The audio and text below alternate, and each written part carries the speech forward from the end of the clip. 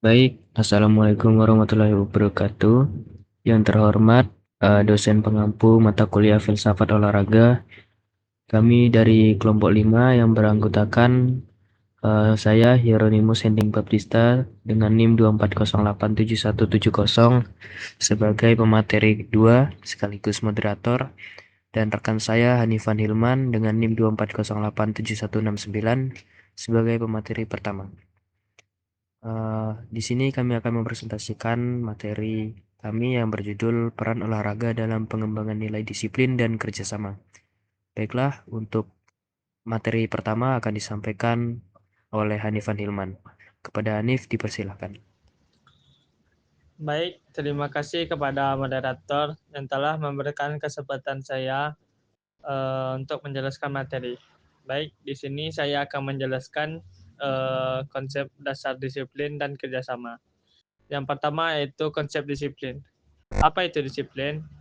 Disiplin adalah kontrol atau penguasaan diri terhadap impuls yang tidak diinginkan dan kemampuan mengarahkan impuls tersebut menuju tujuan tertentu demi hasil yang lebih baik.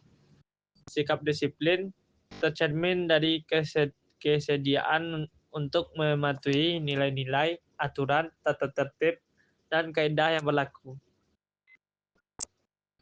Selanjutnya yaitu konsep kerjasama. Kerjasama adalah proses saling mendekat dan bekerja sama untuk mengurus kepentingan untuk mencapai tujuan bersama. Kerjasama dapat terjadi antara individu dengan individu, individu dengan kelompok, kelompok dengan kelompok, atau yang lainnya. Bahkan di antara pihak yang tidak bersahabat sekalipun, atau kerjasama antagonis. Persyaratan kerjasama. Nah, syarat kerjasama yang pertama yaitu kepentingan yang sama di antara semua pihak. Yang kedua yaitu prinsip keadilan, di mana setiap anggota mendapat ketidakseimbangan sesuai kontribusinya. Yang ketiga yaitu keinginan untuk saling mengerti dan memahami satu sama lain. Yang keempat yaitu kesamaan tujuan yang ingin dicapai. Nah, syarat kerjasama ini yang sangat penting, yaitu memiliki tujuan yang sama untuk dicapai. Yang kelima selanjutnya yaitu kesediaan untuk saling membantu dalam kelompok.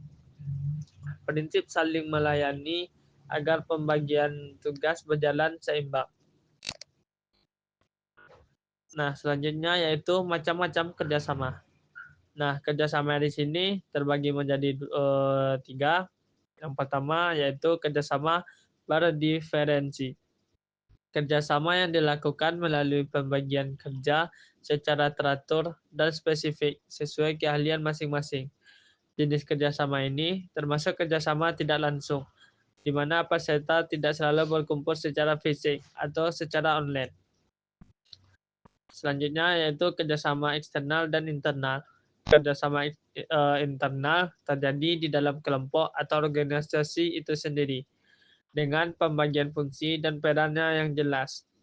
Selanjutnya yaitu kerjasama eksternal, melibatkan pihak luar dari kelompok atau di luar organisasi tersebut yang memerlukan kemampuan komunikasi dan pengembangan diri secara terus-menerus. Baik, mungkin sekian yang dapat saya sampaikan. Terlebih kurangnya saya mohon maaf. Saya kembalikan kepada moderator.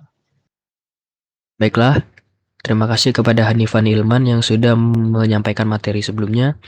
Untuk materi selanjutnya akan saya lanjutkan, yaitu klasifikasi disiplin.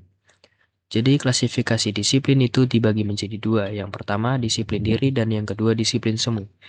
Disiplin diri itu merupakan disiplin yang muncul dari kesadaran dan pemahaman mendalam untuk menghargai dan mematuhi nilai, norma, dan aturan tanpa bergantung pada pengawasan, hukuman, atau penghargaan dari luar. Sedangkan disiplin semu itu adalah disiplin yang muncul karena paksaan, takut akan hukuman, atau perintah tanpa disertai kesadaran dan pemahaman. Disiplin ini hanya bertahan selama ada pengawasan dan ancaman sanksi. Nah, dalam olahraga itu terdapat beberapa mekanisme untuk menumbuhkan disiplin. Yang pertama yaitu disiplin di bawah kendali, yaitu disiplin yang muncul karena pengawasan ketat, paksaan, dan hukuman dari pelatih atau pihak luar. Yang kedua yaitu disiplin self-control, yaitu disiplin yang tumbuh dari kesadaran dan penguasaan diri sendiri tanpa perlu pengawasan eksternal. Baiklah, hasil kesimpulan dari materi kami yaitu olahraga bukan hanya aktivitas jasmani saja, melainkan juga medium internalisasi nilai.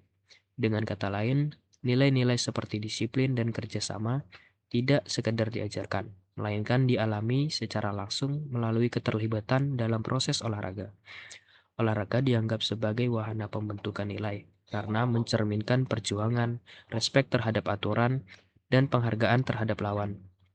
Pelatih dalam konteks ini tidak hanya bertindak sebagai instruktur teknis, tetapi juga sebagai pendidik moral yang menanamkan etika sportivitas. Peraturan dalam olahraga juga memiliki fungsi edukatif karena mengajarkan pentingnya keadilan, kejujuran, dan tanggung jawab. Baiklah, mungkin sekian materi yang dapat kami sampaikan. Lebih dan kurangnya kami mohon maaf. Eh, Kami akhiri. Wassalamualaikum warahmatullahi wabarakatuh.